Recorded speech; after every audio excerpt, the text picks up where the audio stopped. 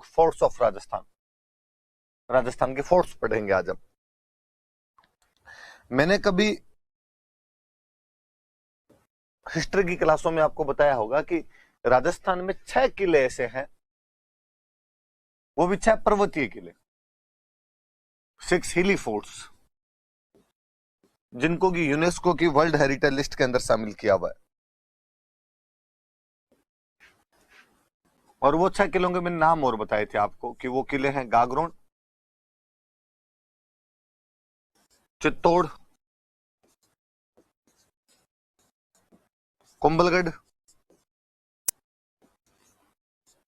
रणथंभौर,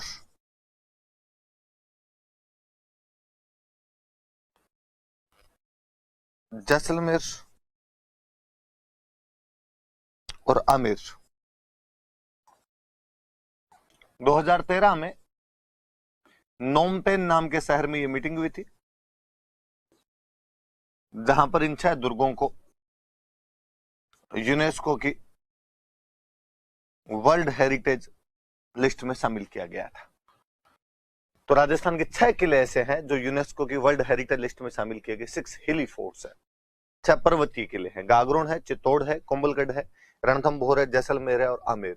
इनको यूनेस्को की मीटिंग हुई थी जिसमें इन 6 किलों को, राजस्थान के 6 किलों को वर्ल्ड हेरिटेज लिस्ट या विश्व विरासत सूची में शामिल किया गया था। जब हम किलों की बात करते हैं तो किले कई प्रकार के होते हैं। एक बुक है शुक्र नीति।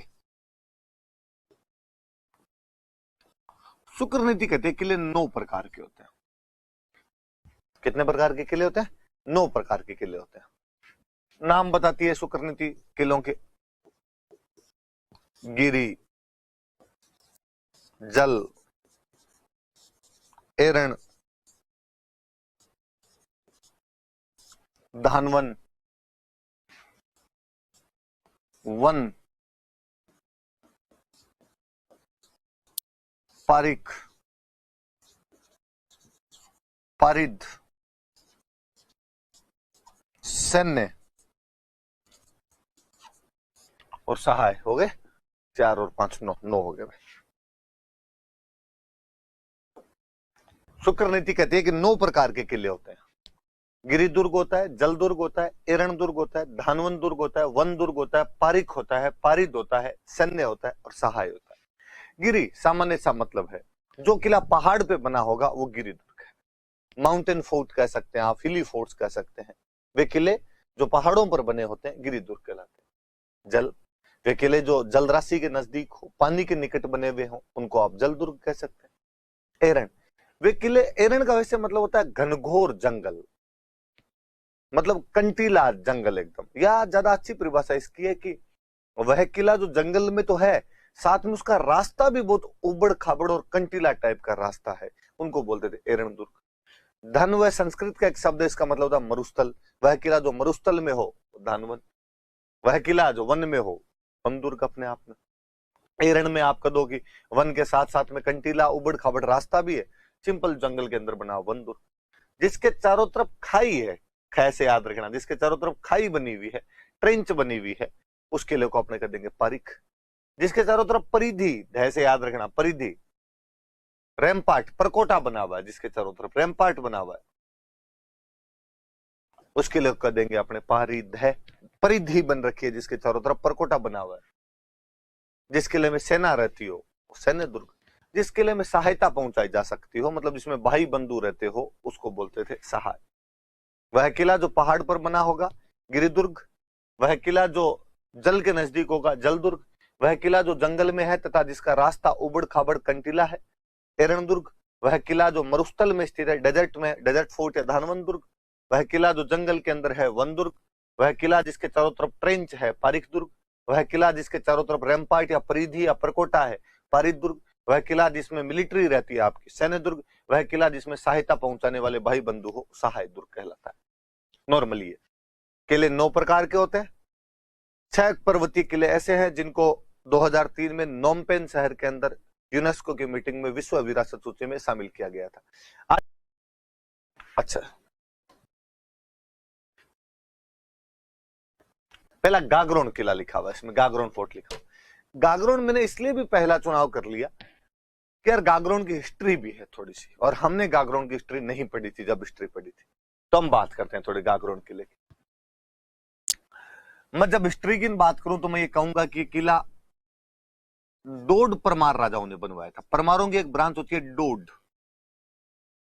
तो डोड परमार राजाओं द्वारा निर्माण करवाया गया।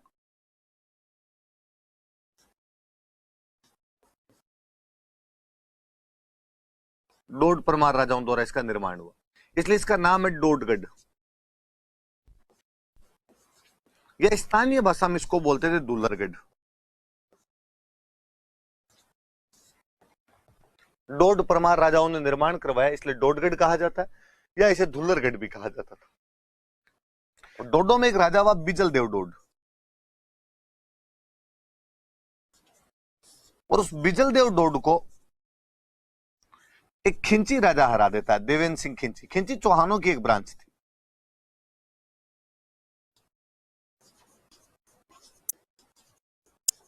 देवेंद्र सिंह खिंची ने हरा दिया। खिंची चौहान होते हैं,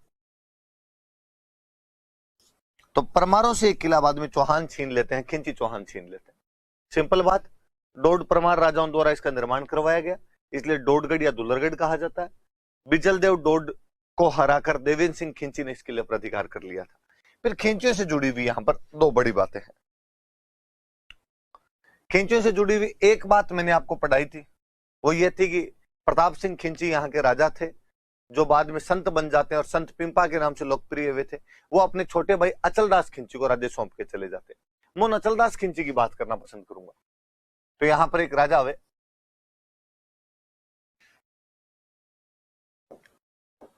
अचलदास खिंची।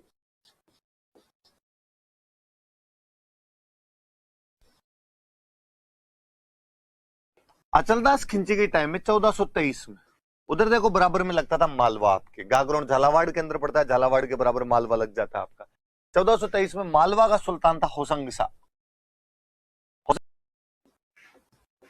होसंग शाह का आक्रमण हुआ।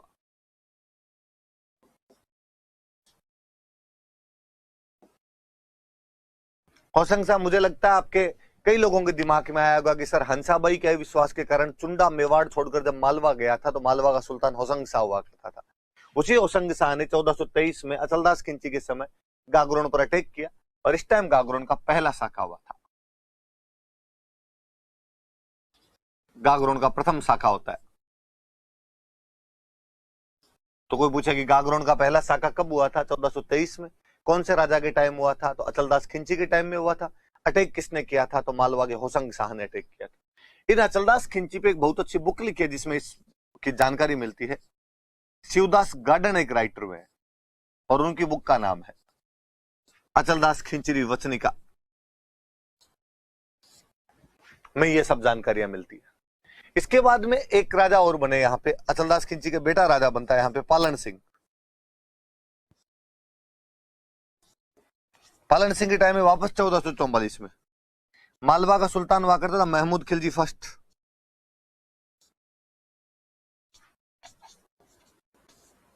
महमूद खिलजी फर्स्ट का आक्रमण होता है। महमूद खिलजी फर्स्ट फिर मालवा का राजा। आप फिर याद करेंगे कि सर कुंभा ने इसको सारंगपुर के युद्ध में हराकर भेज दिया था। हाँ वही है ये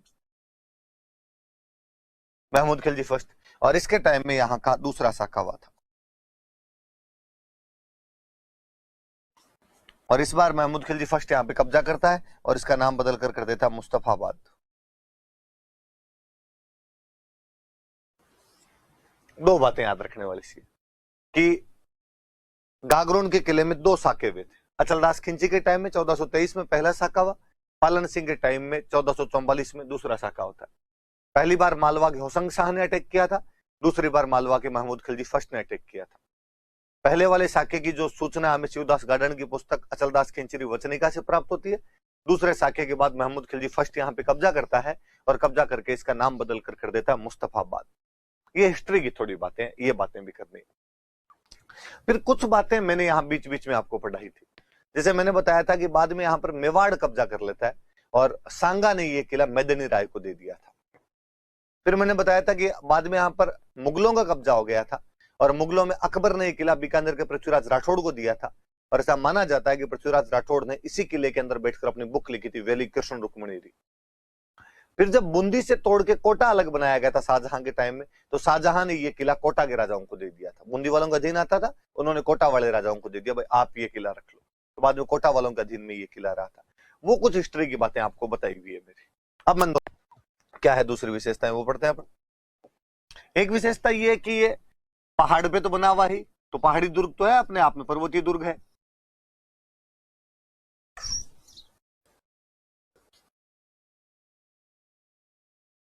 पहाड़ी दुर्ग है, और पहाड़ पे भी बिना नींव के बनाया हुआ, सीधा चट्टान पे खड़ा किया गया, विदाउट फाउंडेशन, बिना नींव, नींव नहीं है नीचे, सीधा सीधा चट्टान पे खड़ा कर दिया। ये जल दुर्ग भी है, पानी के पास में भी है।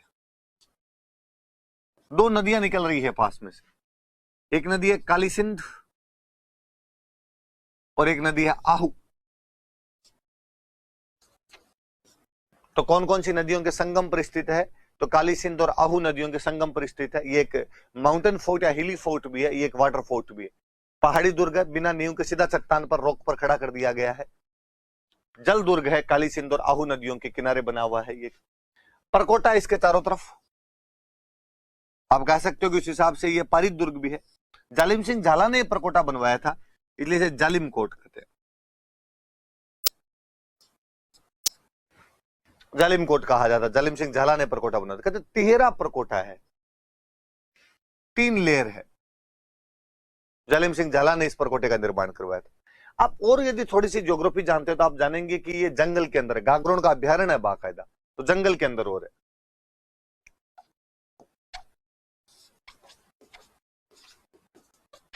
जंगल में स्थित। पहाड़ पे भी इस प्रकार से स्थित है कि पर्वतमाला और किला दोनों आपस के अंदर मिल गए हैं। आपको ये लगेगा दूर से देखो तो कि पहाड़ ही है, पर्वतमाला और प्लस किला आपस में मिले हुए, इसलिए दूर से देखने पे दिखाई नहीं देता है।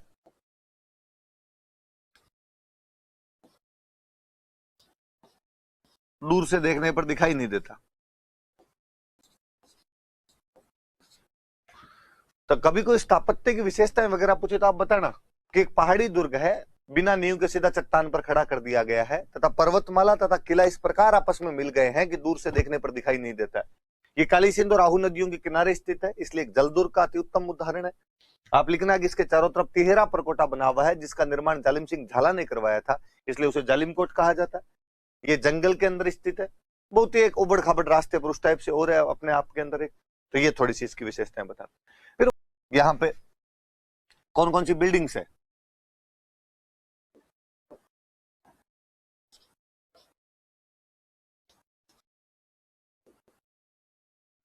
बिल्डिंग्स कौन कौन सी बनी हुई है, इमारतें कौन कौन सी बनी हुई है इसके अंदर?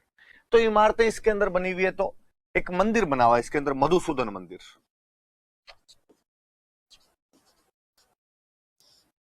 मधुसूदन मंदिर, ऐसा कहा जाता है कि इसका निर्माण कोटा के राजा दुर्जन साल ने करवाया था।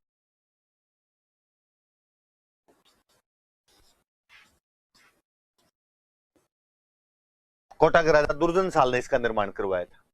इसके अंदर एक दरवाजा बना हुआ है, बुलंद दरवाजा।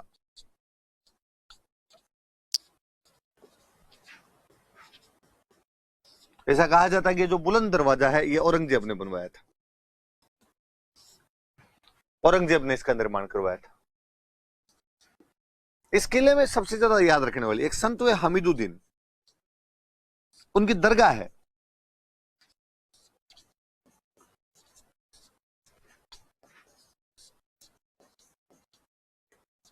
मीठे शाह की दरगाह, मुहर्रम के महीने में वहां पर उर्स का आयोजन किया जाता है, तो संत हमीदुद्दीन या मीठे शाह की दरगाह भी बनी हुई है। कोटा वालों को जब ये किला दे दिया गया था तो कोटा वालों की इसमें टकसाल थी।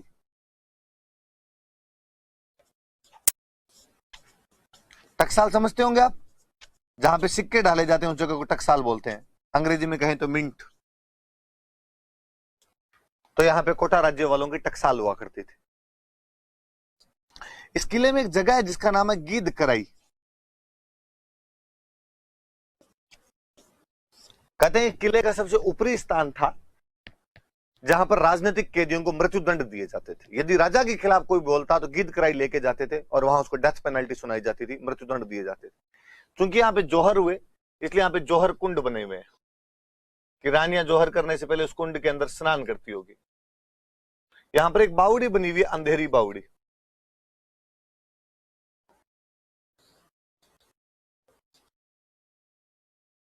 तो ये इस किले की मुख्य मुख्य सी इमारतें। वापस देखना क्या क्या है। कोटा के राजा दुर्जनशाल ने यहाँ पर मधुसूदन मंदिर बनवाया था। मुगल बादशाह औरंगजेब यहाँ पर बुलंद दरवाजा बनवाता है। ये याद रखना कि संत हमीदुद्दीन या मीठे शाह की दरगाह है यहाँ पर।